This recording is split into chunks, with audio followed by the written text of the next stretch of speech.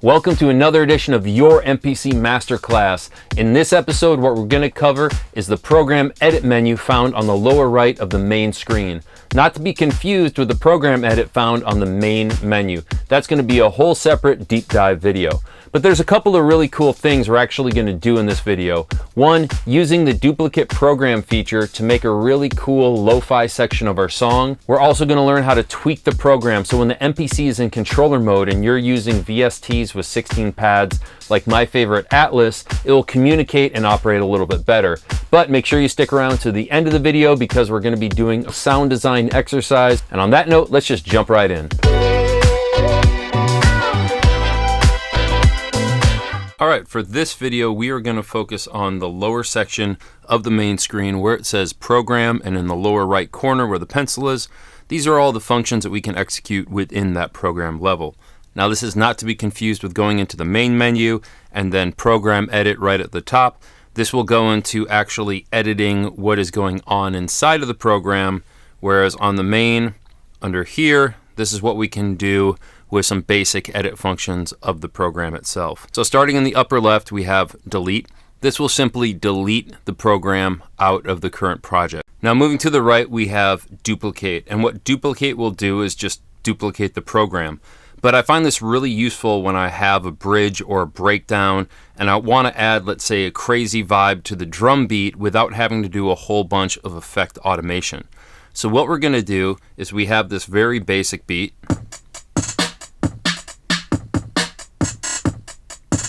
And I'm going to go in and just duplicate that program to another one. And you can see it now is labeled Trap Kit 1 as opposed to the original one where it is Trap Kit Wide Dimension.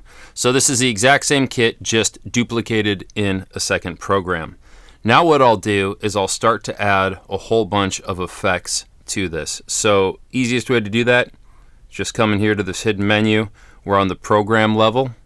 And I'm going to add, let's say, an EQ on here where I can cut the low and the high, or I could just accomplish that with two filters. Let me go into the filter here and cut off the top. And let me go back and add another filter. And in this filter, I'm just going to cut off the bottom.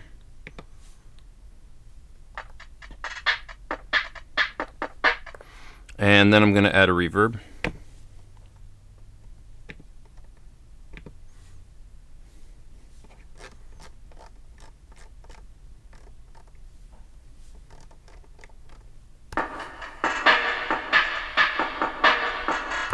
So we've duplicated that program and then added a bunch of effects onto that program.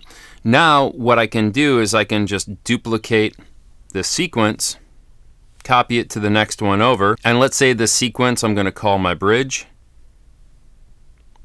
And back on the original sequence, that's just going to be my verse. But what it allows me to do is on this first sequence, I have the original drum kit, and when I switch to the second one, that duplicate kit is going to come in, but it's going to have all the effects on it and sound really cool. So now we're playing back the original program that we had. And then we'll go to the new program.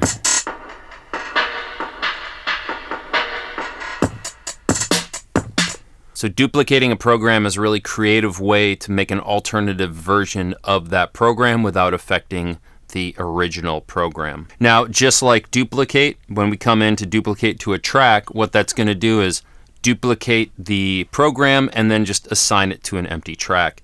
This would be a good way of essentially doing the same thing what we did with duplicate, where we're making an alternate version of that program, but now we have an empty MIDI channel and we could then just add it as a layer on top of the original track.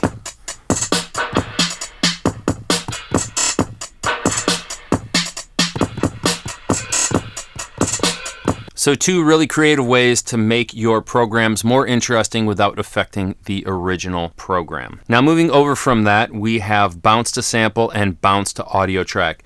These are going to function the exact same way as what we saw in the track edit video previously to this. The link is above if you want to check that out. But essentially what it's doing is it's bouncing the sequence that you have attached to this program down to a sample, or bouncing it down attached to an audio track. So one cool trick I like to do with bounce to sample is we can take the kit that we duplicated that has all the effects on it and just bounce that down to a sample, and then go back into our original kit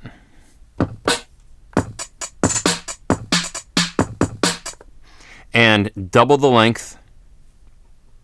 So now we're at a 4-bar sequence, which means the second half that we're dealing with is going to be empty. And we can just come into our browse menu, go to assign sample, and we should see that bounce right there on the very top.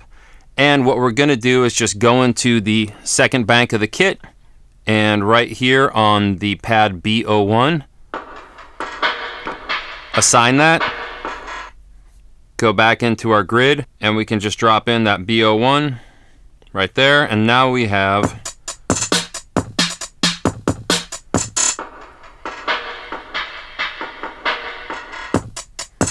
So this is another way of doing what we did previously, where we duplicated the sequences and duplicated the program and had an alternative program. Here we just took that idea, bounced it down to a sample, and then we're just triggering the sample. The difference is on the previous version, you can always go back and edit the effects that are on that duplicate program. Here, when we bounce that program down to a sample, we're committing all the effects because now it's just an audio sample. Now moving over from that, we have Flatten Pad. Now what Flatten Pad will do is it will take all the layers on that pad, including all the effects, and just flatten it down to one sample. This comes in really handy because the MPC does have a limit of 4 effect slots per pad. So what we could do is add 4 effects, flatten it down, and then go back and add more sound design elements. So let's take a look at how we do that. So we have this snare. And I'm just going to go ahead and open the secret menu right here, go into pads. So what we've gone ahead and done is add a reverb, a top cut, a low cut, and also a flanger. So that snare from before has now become. But let's say I wanted to keep going and add more things on there.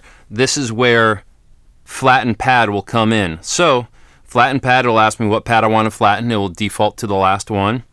It will say what name do I want and how long is the audio trail. Since there is a rather large reverb on here, I'm just going to crank this up to 10 seconds and I'm going to hit do it. Now we have that sample flattened, and we could go back in and just add some more effects on top of that and just kind of keep going. Let's go to a phaser, and then let's maybe go to a pumper. So now we've added a phaser and a pumper, and what started off as a normal snare sound has now become. So moving over from Flatten Pad, we have merge programs. And what this essentially does is going to take 2 separate programs and put them into one. Hit merge program, and then I'm going to say, I want to take this kit and I want to add it to this kit. If we have start on next bank, what it's going to do is just start it on the next available full bank. So even if you didn't have the first 16 pads filled up, it would still start it on the second bank. So it started on B01. However, if this was not checked and you only had the lower 8 pads filled up, it would then copy over all the program sounds and start it at pad 9. This way you're able to combine multiple programs into one program and sequence them all in one track. I found this really handy when it comes time to explode a track. What happens when we explode a track is covered in the previous video. It's going to take all the sounds with MIDI events, separate them into their own track, and mute the original. When you combined 2 separate programs into one and explode that, you only have one original track that's muted and all the sounds are exploded, as opposed to having to explode 2 separate tracks and then having 2 tracks that are muted and then just taking up space and cluttering up your project. Moving over from that, we have Copy Pad. Now, Copy Pad is a great way to make your, let's say, drum sequence a little bit more creative. Primarily, it's used to copy in between different programs. So we can see by default, it's going to go from one program to another program. So if you wanted to bring a sound from one program to the next. But the way I like to use it is, let's say we have this basic program right here, but I want this clap to be on another pad with a bunch of effects so I can add some cool maybe echoes off of it or something of that sort without affecting the main one. So let's go into our copy pad. I'm in program 2, and so I want to keep it within program 2, and I want to bring it right above that. So we're going to go to A6. And now I have that snare on 2 different pads. But I'm going to come in and add, let's say, some reverb. And let's just change this reverb down a little bit to, let's say, 70%. Bring this guy up. And let's filter out some of that high end.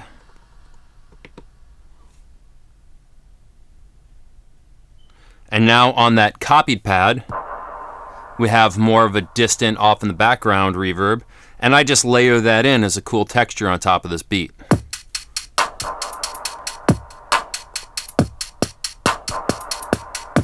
So a way to add more texture and elements to your drum beats just by copying the pad over into an open slot, adding some more effects on there, and then adding it in. So now let's take a look at Edit Pad Note Map. I found this extremely handy when I'm working with the MPC as a controller.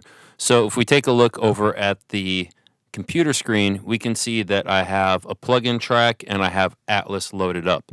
Now, by default, Atlas starts off at C1. My C1 starts on the second row of pads right here, which makes it frustrating because then I have to switch through different banks to access all 16 pads at once. But what I'm able to do is just go into Edit Pad Note Map, and right here it says Chromatic C1, and what that will do is make A1 start chromatically at C1. So I'm going to hit that and hit close, and automatically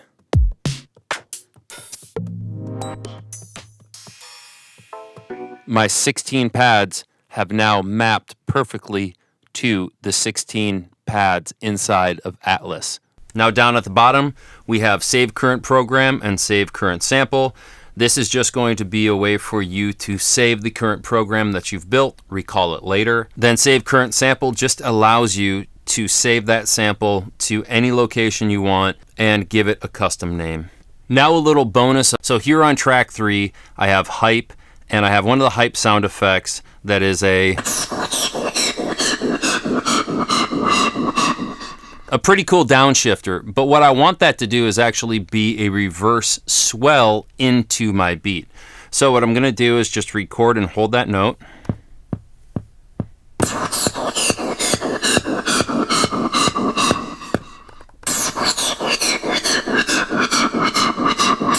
Now that we have that, I'm going to come to the menu and I'm going to bounce that to a sample. Bounce to sample. Now that we've bounced that down to a sample, I'm just going to change this into a drum program, to an empty drum program that doesn't have any sounds on it, and I'm going to assign that sample to a pad. So menu, browse, assign sample. Anything you bounce is going to always start with saying bounce. So we can hear that. I'm going to load it in on that pad, and then come back into warp sample, and then I'm going to reverse it. Now I know that since I bounced down the entire length of this sample, I can just trigger it on the 1 and it will be a perfectly timed reverse. Record this in.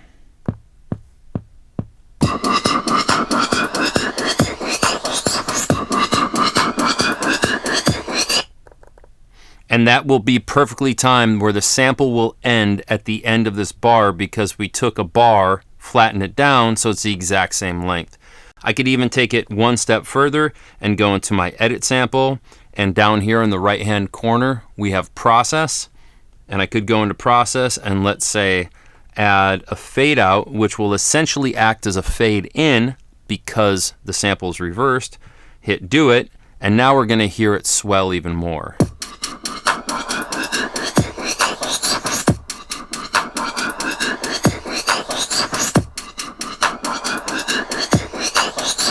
A cool way to take any sound out of one of the virtual plugins inside of the MPC software flatten it down to a sample where then you can do more manipulation. All right, I hope that helps you get a little bit more out of the program edit menu. The next video coming up is going to be the sequence edit menu, and then we're just going to keep going through every single screen on the MPC, so hopefully at the end of this entire series, you can truly be a master of your MPCs. On that note, thanks for your time, thanks for your attention, now go make something cool.